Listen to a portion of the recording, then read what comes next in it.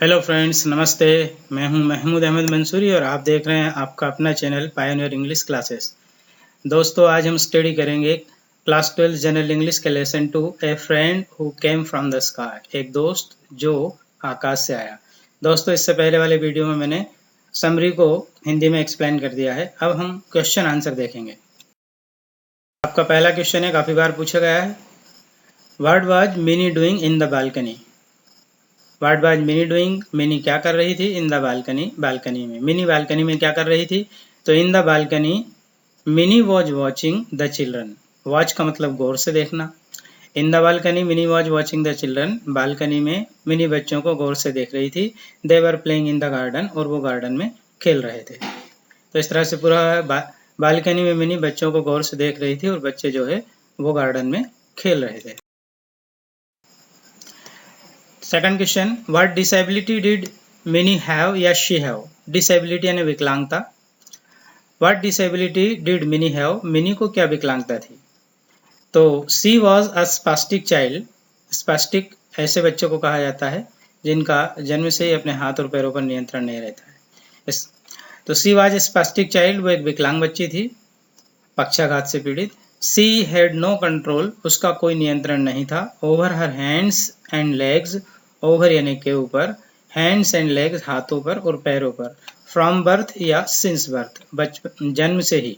इस तरह से पूरा ये हुआ। मिनी एक स्पैस्टिक बच्ची थी, विकलांग बच्ची थी। She had no control over her hands and legs from birth, और उसका जन्म से ही अपने हाथ और पैरों पर नियंत्रण नहीं था। एक एक्स्ट्रा क्वेश्चन पूछा गया है, what is the meaning of the word spastic? Spastic शब्द का मीनिंग क्या है, अर्थ क्या है? तो स्पास्टिक मीन्स क्रिपल, क्रिपल यानी विकलांग, हैंडीकैप्ड। स्पास्टिक शब्द का मतलब होता है विकलांग। Spastic is a person, spastic एक ऐसा पर्सन होता है, एक ऐसा व्यक्ति होता है, हु हैज नो कंट्रोल, जिसका कोई नियंत्रण नहीं रहता है, over his or her hands, उसके हाथों पर, एंड लेग्स और पैरों पर, फ्रॉम बर्थ यानी जन्म से ही। इस तरह से स्पेस्टिक का मतलब होता है क्रिपल यानी विकलांग, और स्पेस्टिक ऐसे लोगों को कहा जाता है, ऐसे व्यक्ति को कहते हैं जिसका जन्म से ही अपने हाथ और पैरों पर नियंत्रण नहीं रहता है। Next, being spastic, what could Mini do and what could she not? Being यानी होते हुए भी, स्पेस्टिक यानी विकलांग, विकलांग होते हुए भी what could Mini do, mini क्या कर सकती थी, and what could she not, और वो क्या क्या नहीं कर सकती थी। विकलांग होते हुए मिनी क्या क्या काम कर सकती थी और क्या नहीं कर सकती थी। तो बीइंग स्पेस्टिक, विकलांग होते हुए भी, हमने इसको दो कैटेगरी में बांट दिया, क्या कर सकती थी और क्या नहीं कर सकती थी। ए मिनी कुड डू, मिनी कर सकती थी क्रीप या क्राल, क्रीप या क्राल का मतलब रेंग कर चलना। नंबर 2, ब्रश अप हर टीथ, ब्रश अप यानी दातून करना, दांतों में ब्रश करना, वो अपने दांतों में ब्रश कर सकती थी। Use a spoon to eat, spoon यानी चम्मच, और वो खाने के लिए चम्मच का उपयोग कर सकती थी।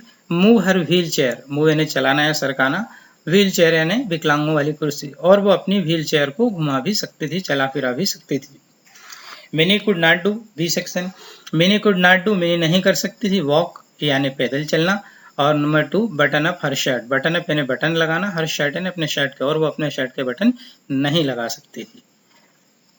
Next question, what was the ball that fell in her lap? What was the ball, क्या थी वो बॉल जैसी चीज, दैट फेल जो आकर गिरी थी, फाल का सेकंड फॉर्म फेल, इन हर लैप, लैप यानी गोद, वो बॉल जैसी चीज क्या थी जो उसकी अर्थात मिनी की गोद में आकर गिरी थी। तो the ball that fell in her lap was a duck, duck यानी बदख, उसी को शावलर बोलते हैं। शावलर ऐसे बदक को कहा जाता है जिसकी चोंच जो है चम्मच की तरह होती है, इसीलिए शावेल यानी फावड़ा या चम्मच, उसी से शावलर बना है। तो वो वाल जैसी चीज जो मिनी की गोद में आकर गिरी थी, वास्तव में वो एक बदक थी, वो एक शावलर था। Next question, why did the neighbourhood children not become friendly with her, अर्थात Mini. Why did the neighbourhood, neighbourhood यानी आस पड़ोस के, चिल्ड्रन यानी बच्चे, नॉट बिकम नहीं बन पाए, आस पड़ोस के बच्चे क्यों नहीं बन पाए, फ्रेंडली यानी दोस्त, with her, with mini, mini के, आस पड़ोस के बच्चे मिनी के दोस्त क्यों नहीं बन पाए, या आस पड़ोस के बच्चे मिनी से दोस्ती क्यों नहीं कर पाए। तो the neighbourhood children did not become friendly with her आस पड़ोस के बच्चे उससे दोस्ती नहीं कर पाए या उसके दोस्त नहीं बन पाए बिकॉज क्योंकि देवर बीजी वे व्यस्त रहते थे, बीजी यानी व्यस्त, विद देयर ओन, देयर यानी उनके, ओन यानी खुद ही के, गेम्स एंड स्कूल्स खेलों में और स्कूलों में, क्योंकि वो उन्हीं के खेलों और स्कूलों में व्यस्त रहते थे। तो आस पड़ोस के बच्चे मिनी के दोस्त नहीं बन पाए क्योंकि वे अपने अपने खुद के ही खेलों और स्कूलों में व्यस्त रहते थे। Next question, how was the bird fed, किस तरह से पक्षी को खिलाया गया। फीड का सेकंड फॉर्म होता है फेड और थर्ड फॉर्म भी होता है फेड। फीड यानी खिलाना, डायरेक्ट मुंह में कोई चीज खिलाना है पिलाने को फीड कहा जाता है, उसका सेकंड फॉर्म है, और थर्ड फॉर्म होता है fed. How was the bird fed, पक्षी को किस प्रकार खिलाया गया। तो the bird was fed with an ink filler, ink filler यानी स्याही भरने का यंत्र, स्याही सौ, जैसा कि आपने पिक्चर में देखा था समरी में। ओपनिंग यानी खोलकर, हिज बीक, हिज यानी उसकी, बीक यानी चोंच, क्योंकि नर पक्षी था इसलिए यूज किया गया है। आप जानवरों के लिए, पक्षियों के लिए इट का यूज भी कर सकते हैं, इट्स यानी इसकी, बीक यानी चोंच। उस पक्षी को इंक फिलर की सहायता से उसकी चोंच खोलकर खिलाया गया था। Next question, what had happened to the bird, what had happened क्या हुआ था या क्या घटना घटी थी, टू द बर्ड उस पक्षी के साथ। तो इन एन एफर्ट, एफर्ट या अटेम्प्ट यानी प्रयास या कोशिश, टू रिजाइन यानी फिर से मिलना, हिज मैट्स अपने साथियों से, अपने साथियों से फिर से मिलने के प्रयास में, he had hurt on his wings, hurt यानी घायल करना या घायल होना, विंग्स यानी पंख, एंड फेल डाउन और गिर पड़ा था, ऑन द ग्राउंड जमीन पर। तो अपने दोस्तों से फिर से मिलने के प्रयास में उसने अपने पंखों को जख्मी कर लिया था और वो जमीन पर गिर पड़ा था। Next question, Why do you think the bird refused to eat anything? Why do you think, आप ऐसा क्यों सोचते या मानते हैं, the bird उस पक्षी ने refused यानी मना कर दिया था, to eat खाने के लिए, anything यानी कोई भी चीज। आप ऐसा क्यों सोचते हैं या मानते हैं कि उस पक्षी ने कुछ भी खाने से मना कर दिया था, क्यों। ऐसे डू यू थिंक वाले क्वेश्चन जो रहते हैं उसमें आपको अपना लॉजिकल आंसर देना रहता है, अपना आंसर सपोर्ट के लिए एक लॉजिक देना रहता है। तो आई थिंक, मैं ऐसा मानता हूँ, यू थिंक की जगह I think the bird refuse to eat anything because, मैं ऐसा मानता हूँ कि उस पक्षी ने कुछ भी खाने से मना कर दिया था, बिकॉज क्योंकि ही वॉज अफ्रेड, वो डरा हुआ था, टायर्ड थका हुआ था, एंड हर्ट और घायल था। वो डरा हुआ, थका हुआ और घायल था, इसीलिए मेरे अनुसार उसने कुछ भी खाने से मना कर दिया था। Next question, why do you think Mini named the bird Mitra, आप ऐसा क्यों सोचते हैं, आप ऐसा क्यों मानते हैं कि मिनी ने उसका नाम मित्र रखा, अर्थात मिनी ने उसका नाम मित्र रखा था, क्यों, आप क्या सोचते हैं इस बारे में। तो I think Mini named the bird Mitra because, मैं ऐसा मानता हूँ कि मिनी ने उसका नाम मित्र इसलिए रखा था क्योंकि सी हैड नो फ्रेंड्स, उसके कोई भी दोस्त नहीं थे, अर्थात मिनी का कोई दोस्त नहीं था। So she took the bird as a friend, इसलिए उसने उस पक्षी को ही अपना दोस्त मान लिया था।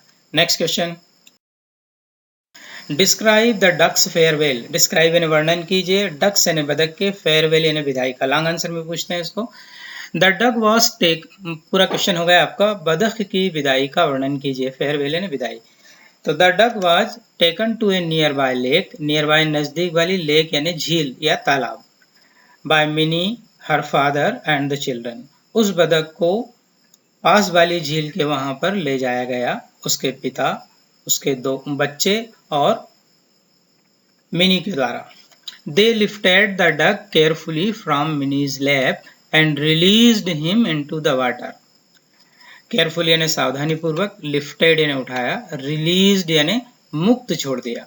दे lifted the duck carefully from Mini's lap, उन्होंने मिनी की गोद से उस पक्षी को उठाया, and released him into the water, और उसे पानी में छोड़ दिया। The duck began to swim in the water, वो बदख जो है पानी में तैरने लगा।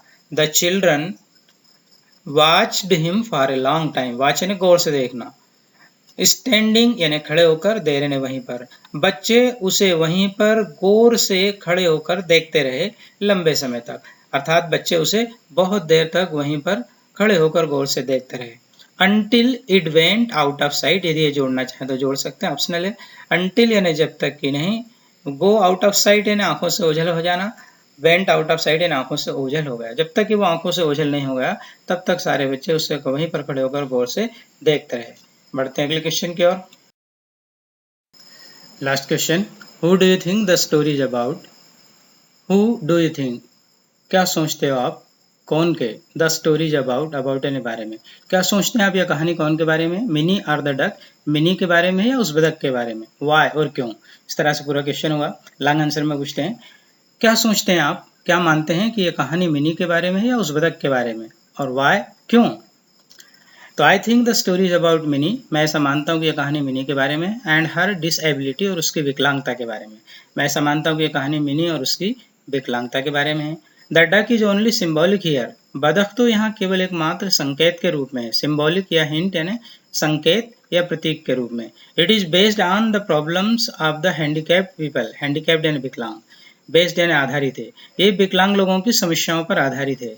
The author wants us to help and understand them, लेखक हमसे चाहता है, वांट्स यानी चाहता है, टू हेल्प यानी मदद करवाना, एंड अंडरस्टैंड और उन्हें समझना, देम यानी उन्हें। लेखक हमसे चाहता है कि हम उनकी मदद करें और उन्हें समझें। हम चाहें तो और ऐड कर सकते हैं, we should educate them, educate यानी शिक्षित करना, and make them useful citizen, useful यानी उपयोगी, सिटीजन यानी नागरिक, और हम उन्हें उपयोगी नागरिक बनाएं। इस तरह से पूरा ये हो गया। मैं ऐसा मानता हूँ कि यह कहानी मिनी और उसकी विकलांगता के बारे में है। बदक तो यहाँ केवल एक संकेत के रूप में है। ये कहानी विकलांग लोगों की समस्याओं पर आधारित है।